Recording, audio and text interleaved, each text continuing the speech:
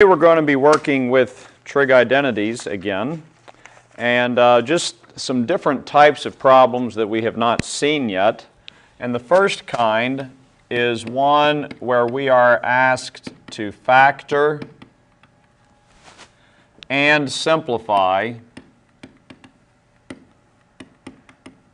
and they might add this little other piece here that says if possible. I don't think there's very many where it's not possible to factor and or simplify, but they add it in. So let's start off with an easy one. Let's say that I have secant squared theta minus 1. Start off with a pretty easy one. Well, one of the things that hopefully all of you have learned this year is a difference of two squares. Let's come over here to the side for a second and think, how would I factor x squared minus 1? It would become x plus 1, x minus 1.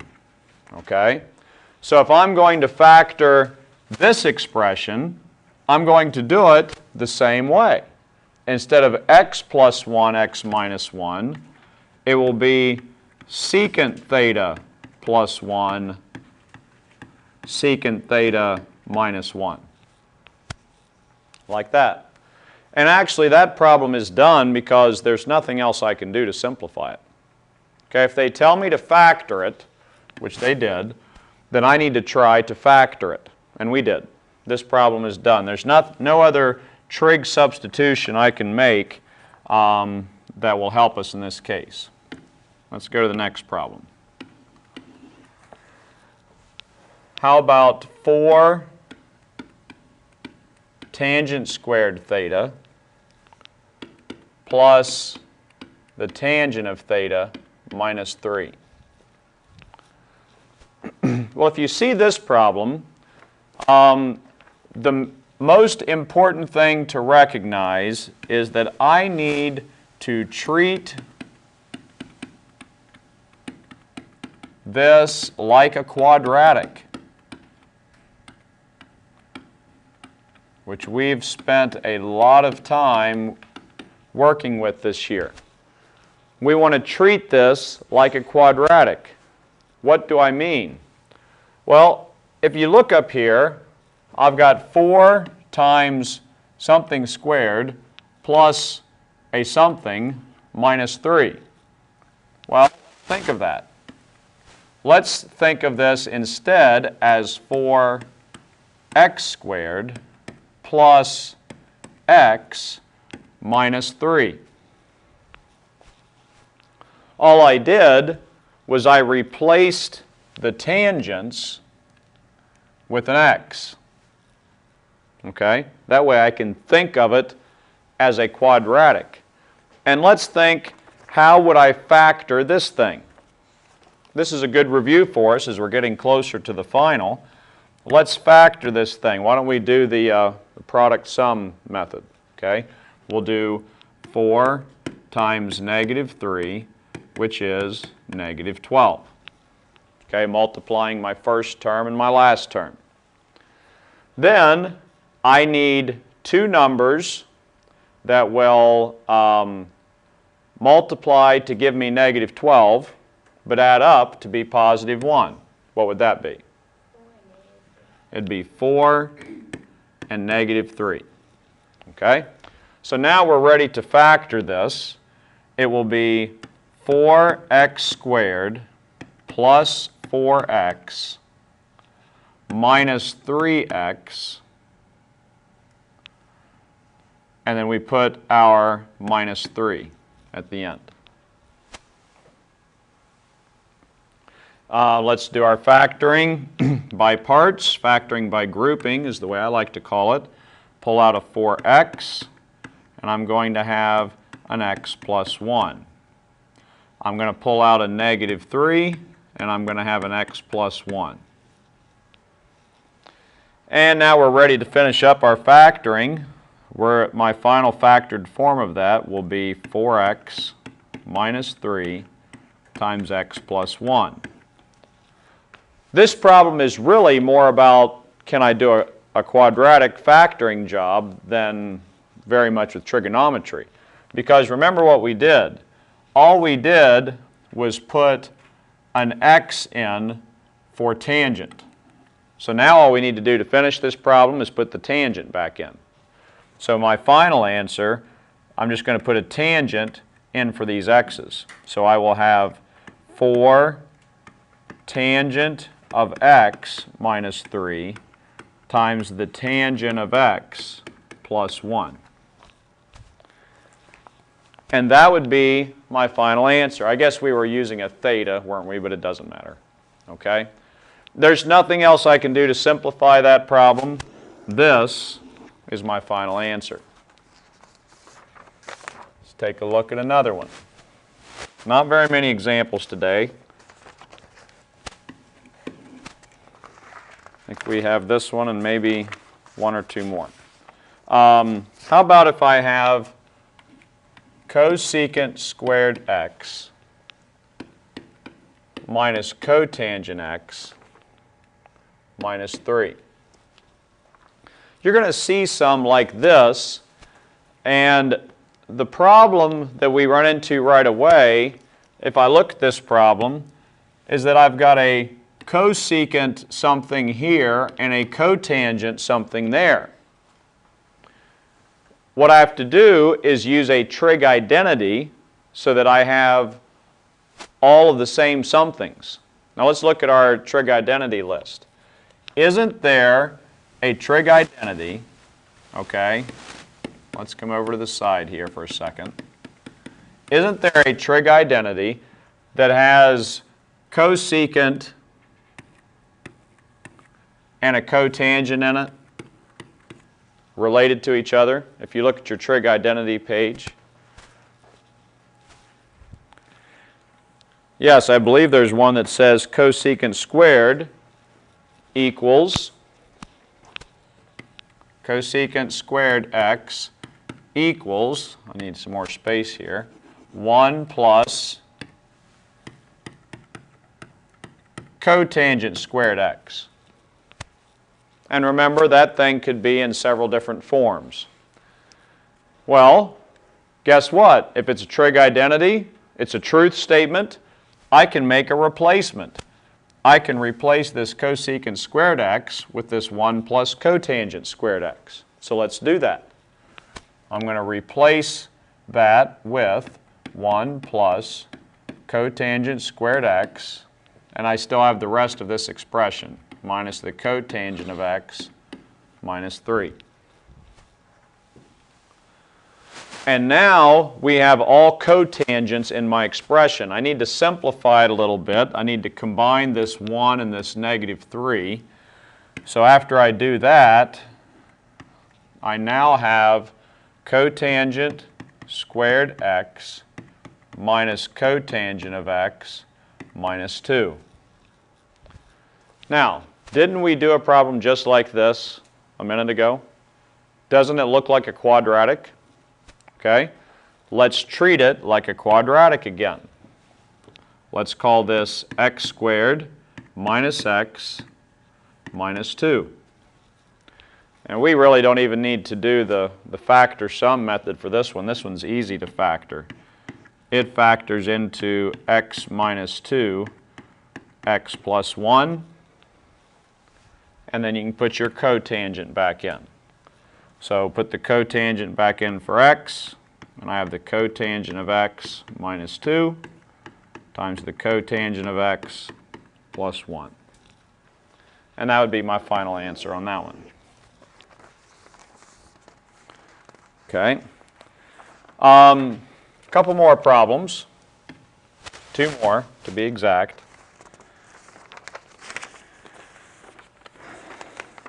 One thing they could ask you to do is to add a couple of trig expressions that are fractions, like this one. The sine of theta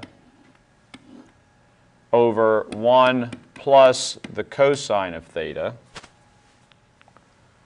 plus the cosine of theta over the sine of theta. Well, if you remember from our days adding other fraction expressions, we need to get a common denominator.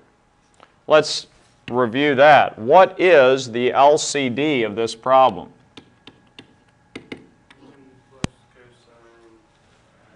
It would be 1 plus cosine of theta times the sine of theta. We just multiply the two denominators together, right? So now we need to multiply each of these expressions, this one and this one, by a form of 1 to get that common denominator. So this one does not have the sine of theta. So I'm going to multiply the sine of theta over the sine of theta times this first fraction. Sine of theta over 1 plus the cosine of theta. Plus the second fraction does not have the 1 plus the cosine of theta. So I need to multiply the top and bottom of this one by 1 plus the cosine of theta. This problem is going to, it's really going to simplify pretty nice. It looks ugly right now, but it's really not that bad. So my next line, I'm going to go ahead and put my common denominator. I'm going to put it all over my common denominator to try to clean this thing up right away. So let's look at what I have on top. I have a sine times a sine. What is that? Sine squared. Okay? So I'm going to have a sine squared theta. Plus, the next thing I need to do is multiply these two, which means I'm going to have to use distributive property. So when I use distributive property, I will have cosine of theta times 1 is the cosine of theta, plus the cosine of theta times the cosine of theta is cosine squared theta. And we have technically added the two ugly fractions. But we also need to try to simplify it if we can using our trig identities. And if you look closely on top, I see a big trig identity staring us in the face. Do you see these two? What is sine squared plus cosine squared equal to? 1. So that means I can just totally knock those out and replace them with a 1. So these essentially just go away, and now I have 1 plus the cosine of theta. That's the only thing I have on top. On the bottom, I have the sine of theta times 1 plus the cosine of theta. And there should be something else staring us in the face. Can't I get out the slasher? I sure can. I can get out the slasher and mark those out. And the only thing that I have left now is 1 over the sine of theta, which equals, very good, the cosecant of theta. Like I told you before, if you start working with these and make an honest effort with them, I think you'll actually start to like them. We have one more problem, and then we'll be done for the day. They're going to say to rewrite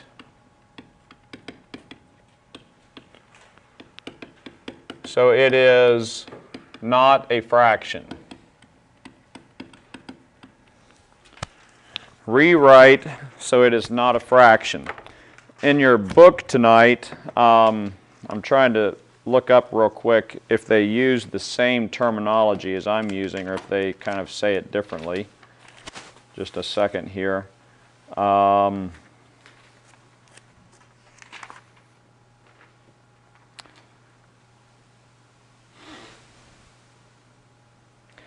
Yeah, they actually use the same instructions. Rewrite the expression so that it's not a fraction. All right. So they're going to give you something like this. 1 over 1 plus the sine of x. And they're going to say, rewrite that so it's not a fraction. What the heck am I going to do? Well, let me give you the big tip here. Do you guys remember when we were doing complex numbers, imaginaries, and we had something like 5 over 3 plus 4i? What did we multiply that by to get this I out of the denominator? The conjugate, which wasn't that 3 minus 4i over 3 minus 4i. Remember doing that? Okay, we did that last fall. Well, guess what? We're going to do something similar here. I'm going to multiply this thing by the conjugate of this, which is 1 minus the sine of x. But I have to make it a form of 1. All right, we're going to multiply those by the conjugate. Okay, now you're going to see why this is going to help us in a second. On the bottom, do you see that I have a difference of 2 squares? The bottom, the denominator, becomes 1 minus sine squared x. The top is just 1 times this, so it'll just be 1 minus the sine of x. Now, just a little note here, don't think that I can cancel these signs. Okay, I cannot do like this and this. I can't do that, okay, because they're connected by subtraction. So you can't do that. Okay, just make sure you don't make that mistake. Get back to my right color here. Get this thing filled back in. But I do know that this denominator is equal to something with our trig identities. Isn't 1 minus sine squared equal to cosine squared? Okay, it sure is. So I can make that replacement. I now have 1 minus the sine of x over cosine squared x. And I know what you're thinking. Well, it's still a fraction, Mr. Lindner. What else do we have to do to get it so it's not a fraction? Well, that's why I'm here, is to show you another little trick of the trade. What we're going to do is we are going to split this back up into 2 fractions. I can write this as 1 over cosine squared x minus the sine of x over cosine squared x, like that. Believe it or not, we're getting really close to being done with this problem. That is a very important step on this problem. Now look what I have. Now I can start using some identities. Isn't 1 over cosine equal to secant? It is. So I can write this one as secant squared x. Look at that, it's not a fraction anymore. Minus, now what am I going to do with this other thing? It looks almost like tangent, doesn't it? Well, guess what we can do? I can take this little deal and I can write it this way. Sine over cosine times 1 over cosine. I can split it into 2 fractions like that. And if I do that, look what I have. I have a tangent. And what's 1 over cosine? Secant. So there we go. I'm going to bring this down here, and I'm done. Minus tangent of x, secant of x. And we have now written this original expression so that it's not a fraction. And we will stop there for today.